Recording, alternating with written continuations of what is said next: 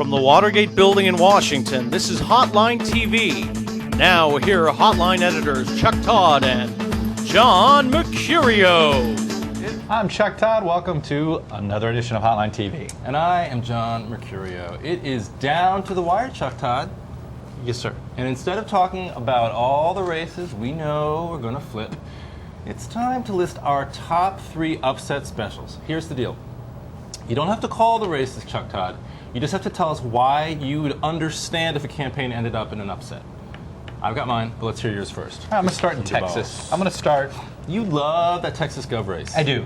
I think that there is an undersampling of the Democratic vote out there that people forget that there's still about 38% of the state is Democrat. Mm-hmm.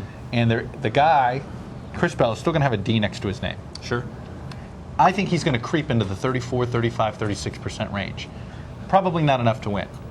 But if he somehow peeled off just enough independents somewhere or whatever and got to 38 or 39, then I think he could win. I'm just saying, if the wave is as bad as some Republicans fear that it is, and Rick Perry has not moved his number has stayed right where it is. It's not clear that Republicans will come home to him. If anything, they will just maybe skip the race or go somewhere else. But it's my upset spot. Look, I assume Rick Perry wins. I assume he wins by 4 or 5 points. Not in a blowout. Chris Bell second, Strayhorn third, Kinky in a distant fourth. But if we found out on election night that would be a shocker. It would be a shocker, but I feel like we could see it coming. What do you think? You like that one? Sure. No, I like that one. Go ahead. Give us your other 2. You want another one? Yeah. Michigan, Michael Bouchard. I love this race. This one, a little easier to see. Michigan, change environment. You know, it's upside down there. Democrat. I mean, the economy. I wouldn't even put this in a higher category. It might be, but I still think that people don't believe it. I still think people don't really believe it.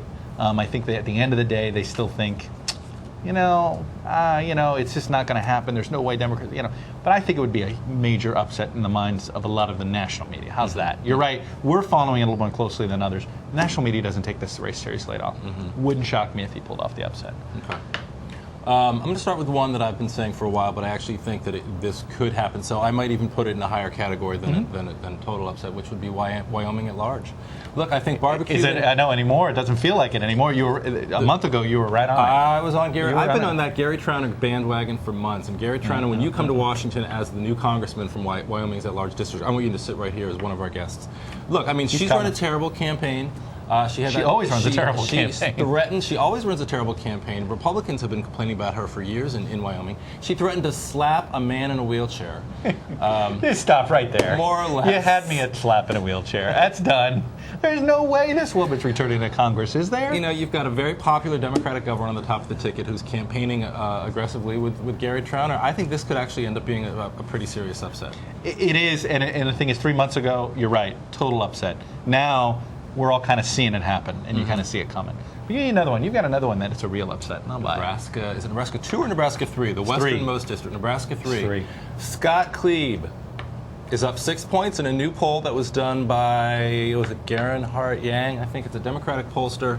6 points above Adrian Smith, the Republican nominee. This is probably one of them. This, if he does win, would, like Wyoming, I think, be one of the biggest upsets. This is one of the most Republican districts in the country. This was Tom Osborne's district. The the Democrat who ran against him, I think, got something like 26%.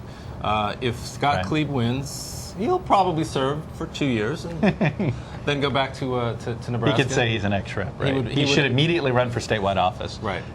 Just like Peter Hoagland. Right, exactly. Or John Christensen. Yeah.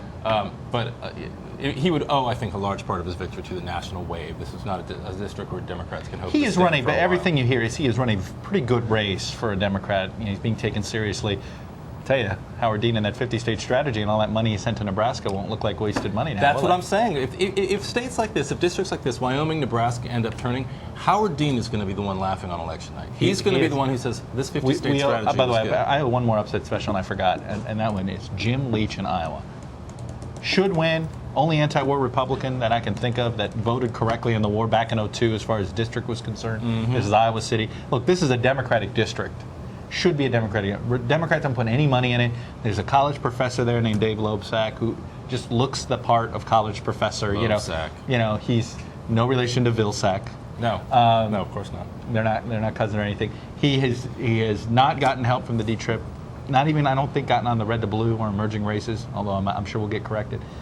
However, there's rumors that Leach can't break 50, and he does have the R next to his name. If the wave is as big as he is, this one could go, and it would be sort of the accidental member that would be here for 20 years would be Dave Loebsack. You know what's funny is that you're right. We spend all this time over all these different cycles talking about people like Jim Leach, who always gives Republicans a scare but always survives. And my response to you right now is going to be, oh, but Jim Leach always survives. He always scares people, but he always survives.